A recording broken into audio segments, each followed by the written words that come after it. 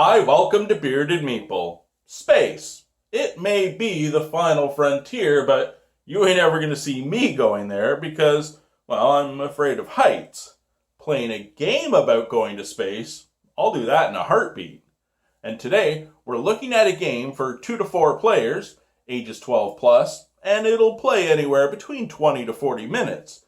Now, the gameplay itself is fairly straightforward. It's collecting cards and using resources, but it's the abilities of the specialists that really makes this game come to life. It's brought to us by 25th Century Games. It's Space Explorers. Let's take a look at it. In the game, we have a number of components. We have the resource tiles, the hub, 60 specialist cards, 10 double-sided project tiles, and a player aid. Engineering is blue, testing is green, science is yellow, construction is red, and spaceflight is purple. Resources are used to recruit specialists based on their skill set to a particular column in the hub. The cost of recruitment is indicated by the square icons in the bottom left corner of a card. A specialist skill set is indicated in the upper left corner by the circular icon. Some specialists have more skill than others, and other specialists offer 2 different types of skills. When this occurs, you will select which hub to place them in. Game end will be triggered when a player has 12 specialists, or based on the number of players, the projects are completed. Let's take a look at the setup and the gameplay. Shuffle the deck and lay out 6 cards. This is the Space Research Center. Although there are 6 cards at the beginning of the game, cards may be placed there so its volume will greatly increase. Make sure you have enough table space. The project tiles, you select them based on the number of players plus 2. So in a 3-player game, you would have 5 tiles. Each player receives a hub and 1 of each type of resource tile. They also receive 1 starting card. They have their player aid. We're ready to begin. On your turn, you must do 1 of 2 actions. Take a specialist into your hand or recruit a specialist to the hub. And at the end of your turn, while it doesn't cost an action, if you are able to complete a project that another player hasn't done already, you're allowed to do so. When taking a specialist into your hand, you can take any one of the face-up cards or draw blind from the deck. When it comes to recruiting a specialist to your hub, there's a couple of ways you can do it. You can recruit 1 specialist directly from the Space Research Center or 1 specialist from your hand by paying the recruitment cost indicated on the bottom left. You can pay with resource tokens, or you can send 1 of your cards in hand back to the center for any 2 resources.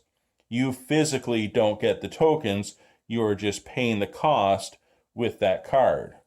So let's say I wanted to recruit this construction specialist to my hub. It has a cost of 2 green resources. If I had 2 green, I could pay with the tokens. Tokens are always passed to the player on your left. So as gameplay progresses, you may accumulate a number of tokens to use during gameplay. Or another way you could pay is send 1 of your cards back to the Space Research Center. 1 card will count as any 2 tokens. I fulfilled the cost requirement, so I can place that specialist in the hub. And now something else will happen. Gameplay has progressed. I'd like to recruit this card to my construction hub. It has a pretty high cost though. It has 3 construction resources and 3 engineering resources, of which I obviously don't have. But the card is worth 4 points at game end. Every card that is in that hub based on the skill icons will reduce the cost of a card by 1 from the bottom up, as indicated by the little arrow. As in this hub, I only have 1 construction skill, it would remove the bottom icon from that card.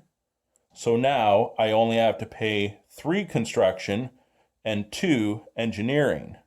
And again, I can pay with tokens and or cards. So I'm going to pay 3 tokens for 3 of the resources, and I will send a card back to the Space Research Center for the other 2 resources. I place this card in my construction hub, and now on a future turn I have 2 skills in construction to make another card that has a construction as a skill even cheaper. Eventually you may earn cards for free. This will continue until a player has 12 specialists in their hub and triggers game end. And remember those project tiles? As you recruit specialists to your hub, if you have the skill set that fills the requirement of a project tile, you will take that tile and earn those points at game end. So this tile would need 1 engineering skill, 1 science skill, and 4 space skills. As soon as you have those cards in your hub, you would take the tile. The cards remain in play and can be used to fulfill another project. And here's where the game gets really interesting. Once a specialist has been placed, on the next turn, whichever specialist is on top in that column of the hub, you can activate their ability. And almost every card has an ability. That's where the player aid will come in handy. Some cards will give you points at game end. Other cards will give you resources or unique abilities. These will be key in manipulating the game to claim your victory. And that, my friends, is Space Explorers. A couple of things I'd like to say. First off, I rather enjoyed it. It's a very easy game to learn, but there's still a lot of strategy there in using those abilities and triggering some cascades so you can optimize your turn and hopefully win. I love the theme. I love the retro art style from the 50s and 60s. It's really well done. Now, gameplay, I know what a lot of you are going to say. Oh, it's just like Splendor. Well, here's the thing, folks. Splendor did great things for the board game industry, and it's a splendid game, ha ha ha, but it is literally just take a card, take a card, take a card, take a card. And there are a lot of games like that, but games like this, or even the Builder's Middle Ages, definitely just kick it up a notch and put some strategy there. Like, if it wasn't for the abilities in this game, it would be a very standard game, but this game shines because those abilities are going to be the key to how you win. I enjoyed it. I hope you get a chance to check it out. I'll talk to you again soon.